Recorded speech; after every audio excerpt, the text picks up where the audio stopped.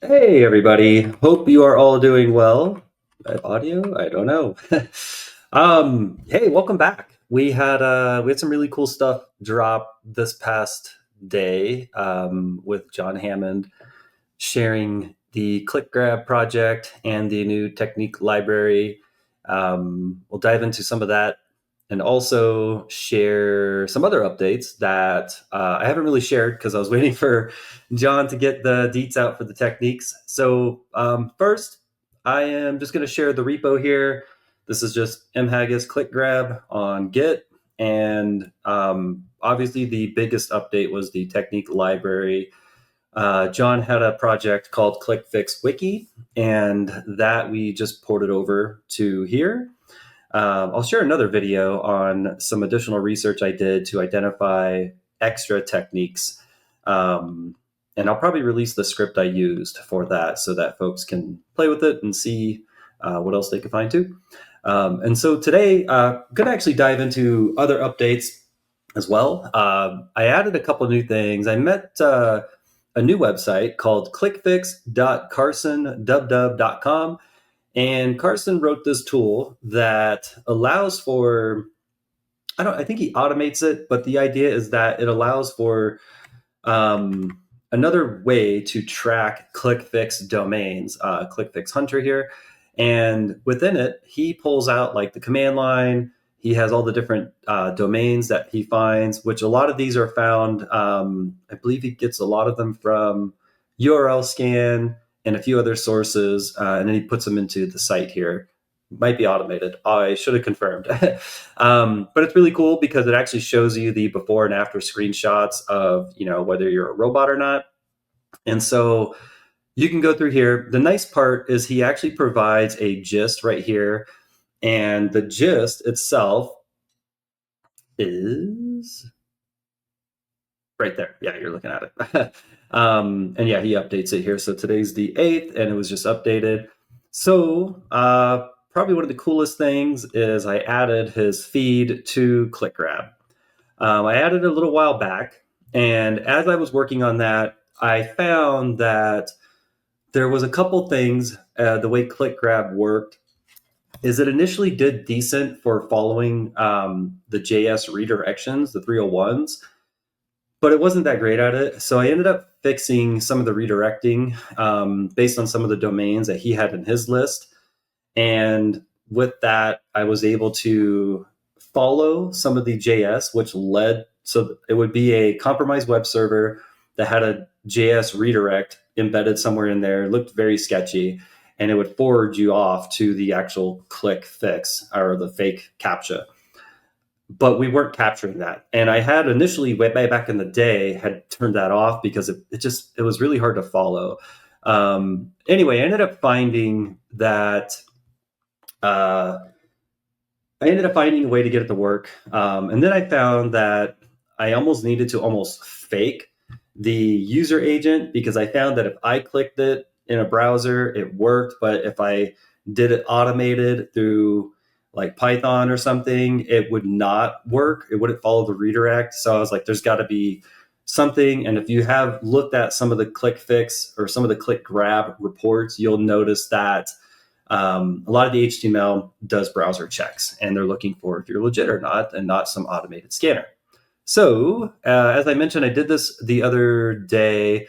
Looks like on September 30th, I imported Carson's list, and with it, we had about 77 of the pages confirmed threats. Now, some of them, it gets a little sketchy the way ClickGrab presents some of the HTML. So I tried to fix it, and then I was like, you know what? It's only going to be this one time, I think. But yeah, so some of the interesting things in here was like Pixera. This particular domain had a JS file that redirected, and it was pretty sketchy. And then there was a lot, just a lot of things. And you'll kind of see here in a second where it leads to like this weird HTML being formatted. I didn't rerun it when I updated ClickGrab, and so kind of what we're getting is just kind of like that raw first pass off of his list. And obviously still very similar type, verifications and obfuscation stuff. all the PowerShell. I did see there was a new variation. It's using PowerShell -wind, WIND for window. Typical stuff, hidden and all that. So all very much the same. Again, I believe that a lot of it is just like some builder that is just being repeated over and over. And then all the same exec command copy, things like that. So that was the initial flow, which is a pretty big one. And since then, everything that is coming from his list is just now in the fold. And so just the other day, on October 6th, I was just kind of browsing the reports. And this is October 6th. Sorry, I just had a tab for it. And what I found was pretty cool. So if you scroll down, this particular domain comes from that list from Carson. And so I initially, the overview here, it was a little bit more highlighted as far as findings go. So I was like, wow, that's a pretty bad site. And then the indicators here, which again are extracted from the JSON report, you can see just the variations of these IEXs to hit multiple domains hosting that second stage. And then obviously the pretty standard keywords here and the extracted URLs, just additional, with all related to that PS1. Which reminded me of a couple things. And I don't know if a lot of people know this, but if you go to the repo today, something we share, and it's on the main GitHub pages site as well. But if you go to nightly reports, and in here is all the nightly reports since April. Yes, April 17th-ish. You can come in here and get the particular day you're looking for. So like October 6th, click it. If you want to view it live, you can do that. But inside of here is the actual raw HTML for these sites. I do that because initially the idea was if you ever need to go back to look at it, you can come back here and analyze it. So let me grab that domain. Back, here we go. All right, so here's the raw HTML for this one. And you can now come in here and see exactly, what was hosted at that particular point in time. It has all the standard flair. You can see, and remember, a lot of these are just static HTML pages where you just click through. So that's why we're able to see these things like directly in the code. It's very simple. It's not like a secondary page loading or anything like that. Very standard. So I'm not a robot, blah, blah, blah. Here's all your IEXs. But the one thing that was kind of new to me, and maybe I just don't analyze these enough, was the console logging.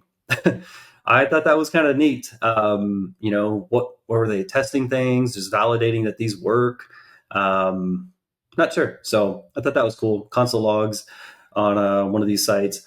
So yeah, and you can also scroll through, right? There's all of these are in here. So like this one, goodness, that looks evil. Yeah. So some pages.dev here, hosting it all encoded. Once you decode it, you'll get the whole page, basically, as you can see, which we do extract. And as I mentioned, here's that user agent thing, which is why, again, I think that was why I was able to get to it and not ClickGrab on certain pieces. So kind of neat. But yeah, hopefully you knew about that. If you didn't know about that, remember, we have since April, all of these HTML pages are in here for every site we've analyzed. Okay, I lied. This one is one of the OGs and does not have it in there, so it must have came after. My bad. Let's check this one. 612. Oh yeah, here we go. We should see some raw. That's 4 megs. So yep. Yeah, maybe. That's just a raw base. Oh yeah, it's getting sketchy up in here. Okay. So anyway, there's that, and that. So yeah, check that out. I think that's kind of a cool selling point with this tool, is that if you need the raw HTML, you can get it, right? So what you're all here for, again, is the techniques. So I ported over pretty much everything John had on the ClickFix wiki, and I added a bunch more. And so if you go through, you can kind of see pretty simply different things that can be used to open up the file explorer. Ones that can be used for like through command line. So if they were like used to copy and paste into like run or something like that, all those are here.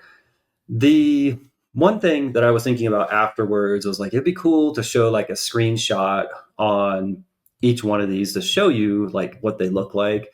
So like, let me find one. I think it's like, yeah, like CredWiz or something. Yeah. So if you open up 4 files, it spawns a Explorer window, and then within the Explorer window, you're able to paste in something or paste in like command or notepad like this. It'll open up command or whatnot. So these are all just different variational ways to do that, which is really cool and just random. I do have a file fix one in here. And so file fix in particular is very much similar to what, the demo of that is. So like opening up MMC or control panel and click like the address bar and type notepad or whatever it may be, and it'll spawn up things like that. So, and then I do have Mac in here, and I think there is a Linux one in here. I can't remember. But yeah, I guess you could click the button. Nope, just Mac. So a terminal and also script, and then all Windows for the most part. And you can sort by File Explorer. If you're looking for ones that just spawn File Explorer, you can do that too. The neat thing with this having these in the project as a defender, you can come in here and test these today to see what it looks like within your telemetry, your EDR telemetry, or like you want to validate your coverage. So just kind of a neat way to come in and do like point atomic testing to understand how this looks in your data. But yeah, and as John mentioned too, I put these little example pages in here. They're so simple, like it's nothing fancy. It's not like you're going to like a a Cloudflare page and it's like actually popping you or something. No, it's super generic. So yeah, you copy the command. It's just like a generic hello world. Yeah, that's that. Mitigations, same deal. Same with like what John had on his page. If you have any other examples or ideas you want to throw in here, I heard a couple in the comments on his video. Yeah, just ship a PR. This stuff is very easy to add. All of this is automated. All of this runs nightly. If you go to the Actions tab on the repo, you can see here, it literally just runs on its own. I really don't do a whole lot with this project besides update code, test it locally, and ship up to Git, and it just runs. Builds the pages. It runs the nightly analysis here. It takes about 35 minutes now because of the work that we brought in from Carson. So it takes some time. It's a lot of data, which is great. It does check. So like with Carson's work, it does double check whether we basically dedupes. So as long as there's something new on his list, we'll grab it and run it. And that runs nightly. Every night it'll run an update, and then it will also push the reports. So you can grab that. And we have everything right here on the main page for you. You can download the latest JSON, play with the techniques, try the live analyzer. If you haven't tried this before, check it out. It's just a Streamlit app. It's also in the repo. So if you want to play with it in there, download it and play with it, you can. You can scan multiple URLs. You can also hit URL host right here, house, and it'll pull up like the latest. You can just hit analyze, and it'll go and start ripping them, which is cool.